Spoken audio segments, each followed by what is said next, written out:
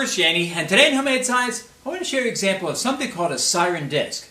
Now this is a classic physics demonstration, and it's an excellent example of how frequency affects a pitch. I have several examples here from very simple to a little bit more complex, but nothing that's too hard. So let's get started.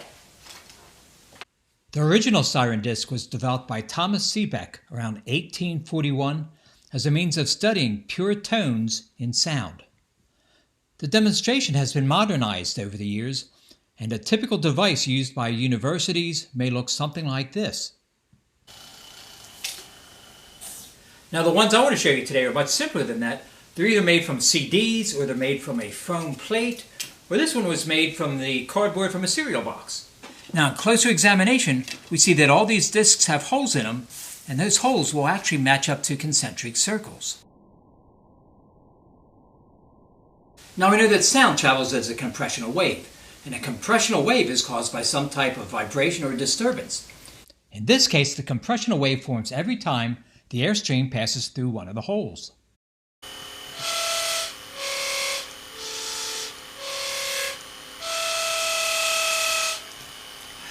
You notice that the pitch changed as I went from one row to the next. That's because this outermost ring has 18 holes in it. The middle row has 15 holes in it, and the inner row has 12. So the more disturbances for every turn of the wheel, the higher the pitch. Now if I can direct air through all three of those rings at once, I'll get a triad. Now there's a second way I can change the pitch if I keep the airstream on the same row and simply change the speed of the wheel. So let's see what that sounds like.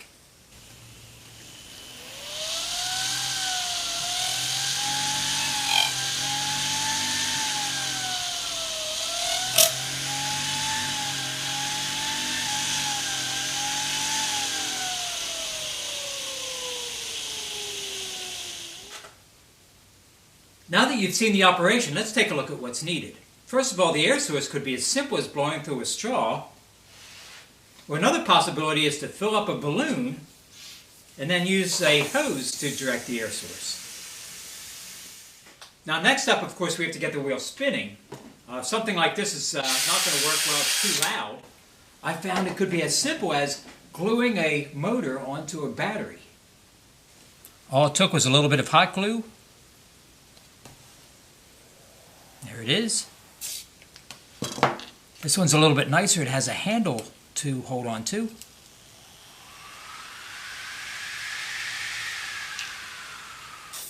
Now on this last piece I mounted the motor on a base, and I also made a simple rheostat for it, and that's going to allow me to control the speed of the motor. Now here's the setup for it. Our motor, of course, is going to get the disc on it, like that. And this is a pencil that has a graphite exposed. And graphite's not a good conductor, so I can vary the speed by either attaching the alligator clips directly, which would be full speed, or if I vary it down the length of the pencil, I can lower the speed simply by increasing the distance between the two. Down to about there, and we see how slow the wheel's turning. Now I think the most interesting thing was trying different numbers and designs of holes on the discs. I found the CDs could hold a maximum of 5 concentric circles. I'll start with these two discs. They both have the same number of rows and the same number of holes. First we'll try it where the holes are evenly spaced apart. The outer row should be an octave higher than the inner row.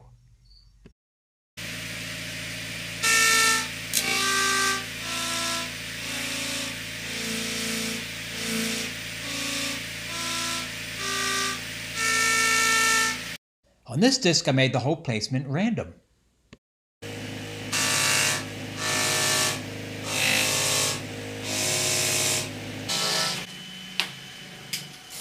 I think we can pretty much describe this one as noise. But what actually surprised me is that it didn't matter where I was on this, it pretty much sounded the same.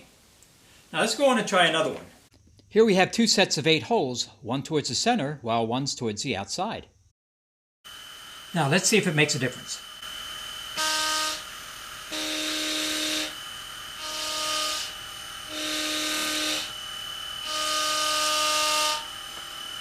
So it appears that the location of the ring doesn't make a difference. As long as it's the same number of holes and they're evenly spaced, we'll still get the same pitch because they're rotating at the same rate.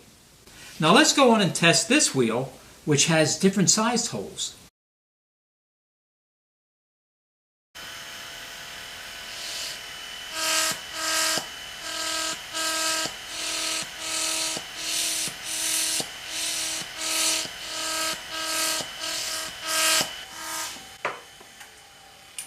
Now it's always interesting making discoveries in the middle of a video. I just made this wheel about 5 minutes ago, so I wasn't sure what to expect. Obviously it doesn't change the pitch, but it does change how loud it appears. And that makes sense. Larger holes would allow more air to pass through, which means a bigger compressional wave. The second thing I found is that the airstream from the balloon pump actually works better than blowing through the straw or the balloon itself. I wish I had known this at the beginning of the video. Now let's go on and test some additional wheels. I found this design listed as a chord or interval, which means it's a combination of two notes.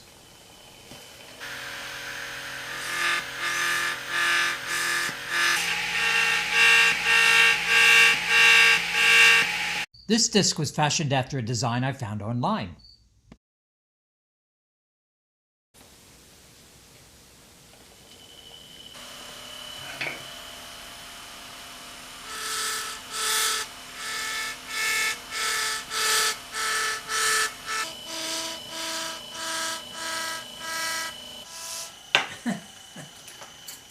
I think I'm missing the point of this one. As I move the airstream around, it still sounds the same. If anyone knows the purpose of this design, I would love to hear about it. Now that we've seen discs made out of CDs, let's take a look at some other materials. For example, this one was made out of a foam plate.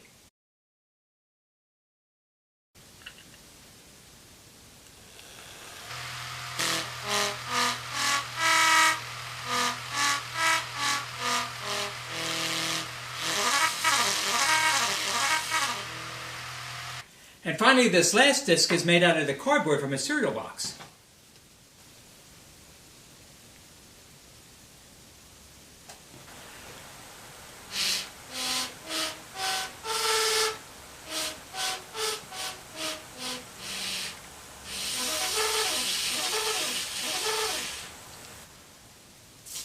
Well, considering how flimsy this piece was, I actually thought it worked fairly well. Now, we'll be doing a follow-up video on how to build these, and at the same time a little bit more research into the history of this piece and its importance in the study of sound. In the meantime, I want to thank you for watching and come back and see me again. Okay, bye.